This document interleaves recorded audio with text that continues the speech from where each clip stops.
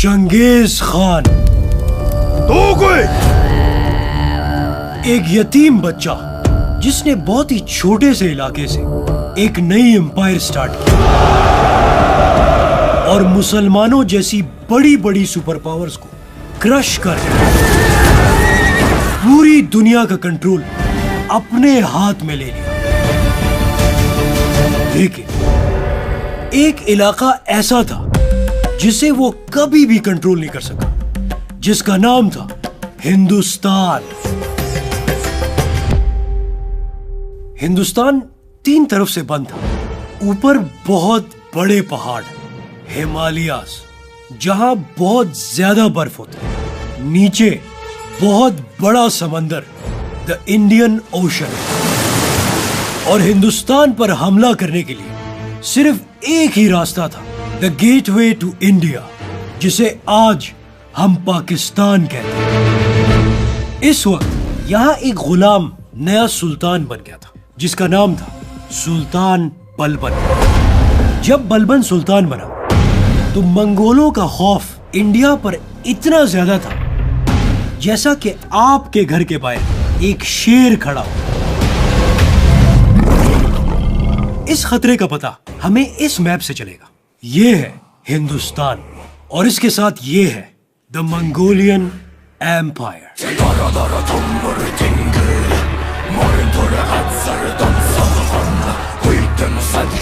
जिसे Genghis Khan के मरने के बाद अब उसके बेटे कंट्रोल कर रहे हैं। और सिर्फ 50 साल में ये एम्पायर मंगोलिया के एक छोटे से इलाके से स्टार्ट होकर एक तरफ इजिप्ट के बॉर्डर पर और दूसरी तरफ जापान के समंदरों तक फैल चुकी थी। और अब इनकी नजर एक तरफ इजिप्ट पर थी और दूसरी तरफ यहां दरमियान में हिंदुस्तान पर थी। इजिप्ट और हिंदुस्तान दोनों के लीडर्स को मंगोलों ने ही गुलाम बनाया था और दोनों गुलाम से सुल्तान बने थे। और अब इन दो गुलामों का मुकाबला दुनिया की तारीख की सबसे बड़ी एम्पायर्स में से एक के साथ। मंगोलों ने पहले इजिप्ट पर हमला किया। इजिप्ट में गुलाम से सुल्तान बनने वाले सुल्तान बेबर्स ने उनको ऐसा हराया कि इसके बाद मंगोल कभी भी उससे आगे जा ही नहीं सके। ये बहुत ही इंटरेस्टिंग स्टोरी होने वाली है, लेकिन फिर कभी, तो सब्सक्राइब। अब यहाँ सुल्तान बलबन ने हिंदुस्तान को मंगोलों से बचाने के लिए फुल तैयारियां शुरू कर दी। सबसे पहले उसने एक बहुत ही स्ट्रॉन्ग आर्मी बनाना शुरू किया, क्योंकि पहले ऐसे होता था कि हर गवर्नर के पास अपनी फौज होती थी और जब भी बादशाह को जरूरत होती थी तो वो इन्हीं गवर्नर से फौज मांगता था। लेकिन बलबन को पता था कि हम इन पुराने फारिग तरीकों से मंगोलों का मुकाबला नहीं कर सकते, हमें एक नई स्ट्रेटजी बनानी है। तो बलबन ने एक नया सिस्टम बनाया और पहली दफा एक ट्रेन्ड आर्मी बनाई जो डायरेक्ट सुल्तान के अंडर होती थी। अब हिंदुस्तान पर हमले का वाहिद रास्ता था नॉर्दर्न पाकिस्तान, क्योंकि नीचे बहुत बड़ा डेजर्ट था। बलबन ने इस रास्ते को कवर करने के लिए एक नई डिफेंस लाइन बनाई, जहां बड़े बड़े किले बनाए और पुराने किलों को दोबारा सेट कर दिया। और जो फौज उसने ट्रेन की थी उसमें से सबसे स्ट्रॉन्ग फौज को इन्हीं किलों में रहने के लिए भेज दिया। और फौज का मोरल हाई रखने के लिए उसने अपने सबसे बड़े बेटे शहजादे मोहम्मद को इस पूरी फौज का कमांडर बना दिया, जिसका हेडक्वार्टर था पाकिस्तान की सिटी मुल्तान। ये फौज 24 घंटे एक्टिव रहती थी। लेकिन बलबन को मंगोलों का इतना डर था कि उसने इसके पीछे एक दूसरी डिफेंस लाइन भी बनाई। उसमें भी 24 घंटे एलीट फौज खड़ी होती थी। और इस ग्रुप का कमांडर उसने अपने दूसरे बेटे को बनाया कि अगर मंगोल फौज पहली लाइन क्रॉस करके आगे आ जाए तो ये दूसरी लाइन उनको रोकेगी। अब ये तैयारियां जब अपनी पीक पर थी तो मंगोलों की एक बहुत बड़ी फौज फुल स्पीड हिंदुस्तान पर हमला करने के लिए आ रही थी। जब बलबन के बड़े बेटे शहजादे मोहम्मद को इसके बारे में पता लगा तो उसने सबसे पहले अपनी फौज को तैयार किया और ये दोनों फौजें एक रिवर के पास एक दूसरे के सामने आ गई। यहाँ बहुत ही खतरनाक जंग स्टार्ट हुई। प्रिंस मोहम्मद इतनी बहादुरी के साथ लड़ा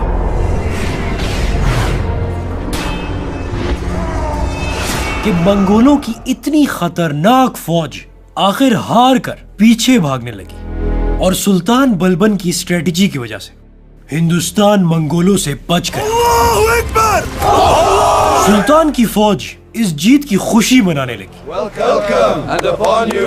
और हर तरफ ये बात फैल गई कि शहजादे मोहम्मद ने मंगोलों को बुरी तरह हराकर भगा दिया है। लेकिन इस जंग ने शहजादे मोहम्मद को थका दिया था, तो वो आराम करने के लिए अपने कुछ ही फौजियों को लेकर दरिया के पास चला गया। अचानक जंगल से मंगोल फौजियों ने शहजादे पर हमला कर दिया।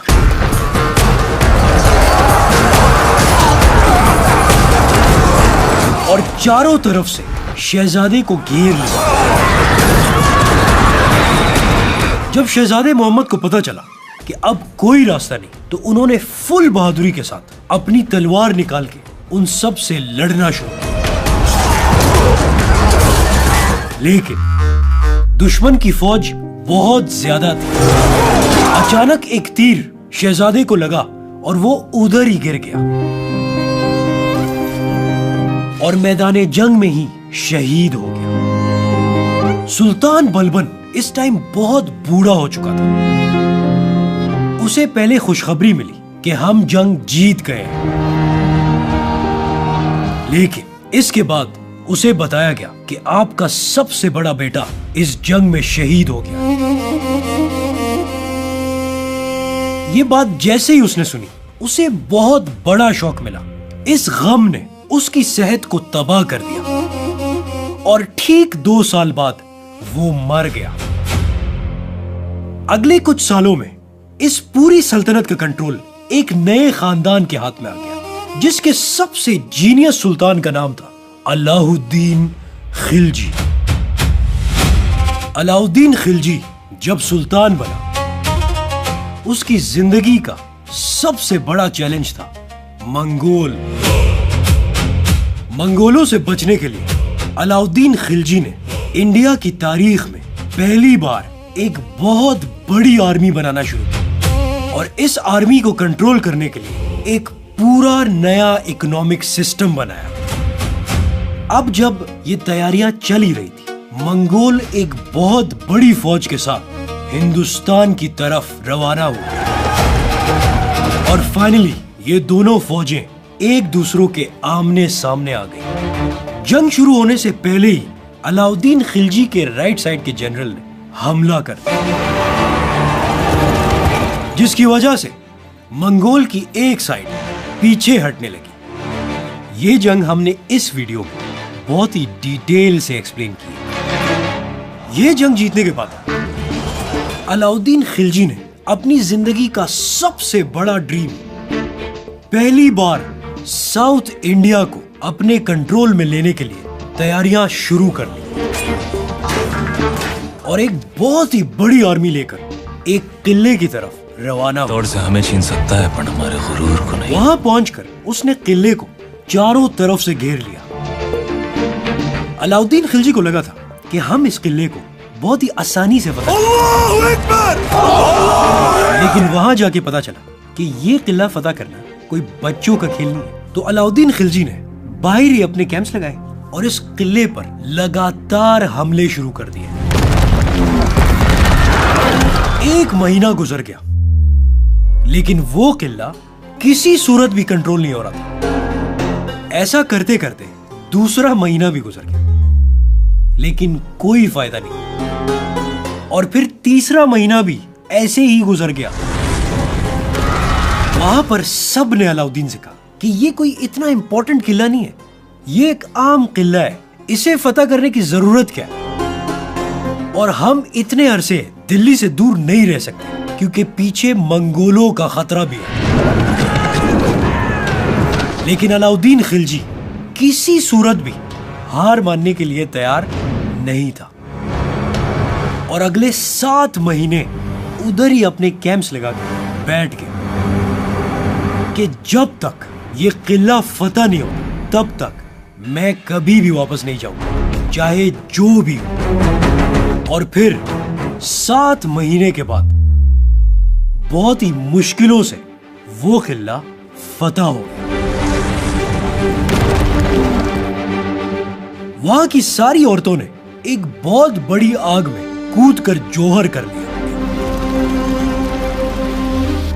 इससे 200 साल बाद एक सूफी शायर ने इस पर एक पोएम लिखी और बताया कि असल में अलाउद्दीन खिलजी किला फतह करने नहीं आया था, बल्कि वो यहाँ की सबसे खूबसूरत रानी जिसका नाम पद्मावती था उसके लिए आया था। और 7 महीने से पद्मावती के इश्क में और मोहब्बत में ही वापस नहीं गया। लेकिन ये सब झूठ है, क्योंकि 200 साल तक किसी हिस्टोरियन ने ऐसा कुछ भी नहीं लिखा। अब अलाउद्दीन खिलजी जब इस किले को फतह करने का जश्न मना रहा, अचानक उसे खबर मिली कि एक बहुत बड़ी मंगोल फौज तेजी से दिल्ली पर हमला करने के लिए आ रही है।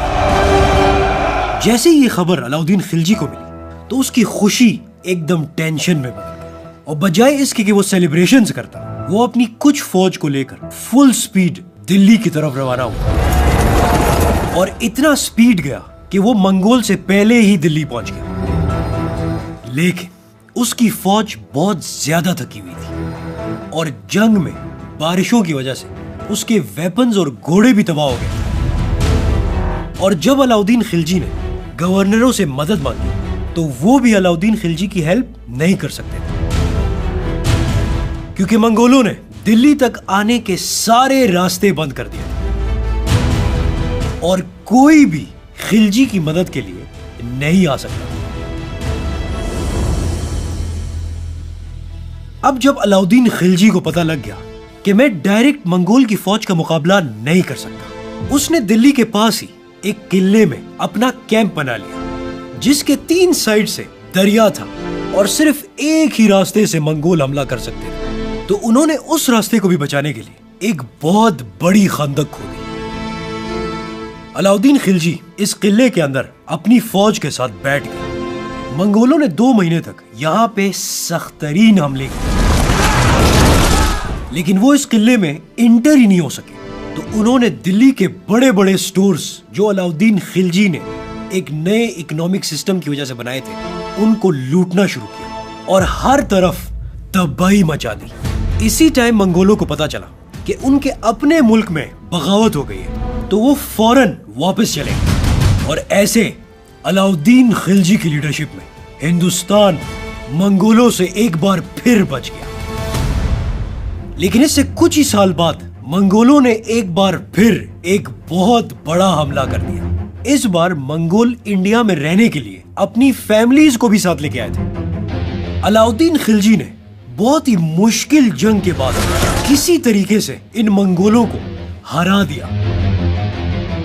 लेकिन इस बार अलाउद्दीन खिलजी मंगोलों को उन्हीं की जुबान में ऐसा सबक सिखाना चाहता था कि उनकी नस्लें याद रखें और वो हिंदुस्तान पर कभी हमला करने की जुर्रत भी ना कर सके।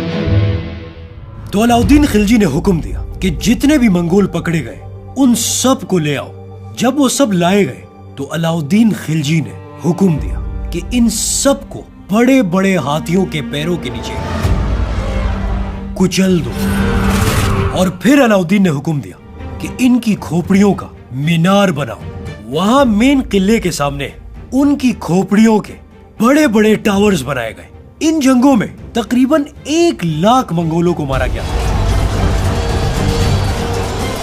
और उनकी बीवी बच्चों को गुलाम बनाकर बेच दिया गया था। इन पनिशमेंट से मंगोल दुनिया को एक मैसेज गया कि अगर दोबारा हिंदुस्तान पर हमला करने की कोशिश भी की तो इससे भी बुरा हाल होगा तुम्हारा। इससे पूरे मंगोल इतना डर गए थे कि उन्होंने इसके बाद 100 साल तक हिंदुस्तान पर कोई बड़ा हमला नहीं था। लेकिन इससे 100 साल बाद दुनिया की तारीख में एक नया लीडर सामने आया।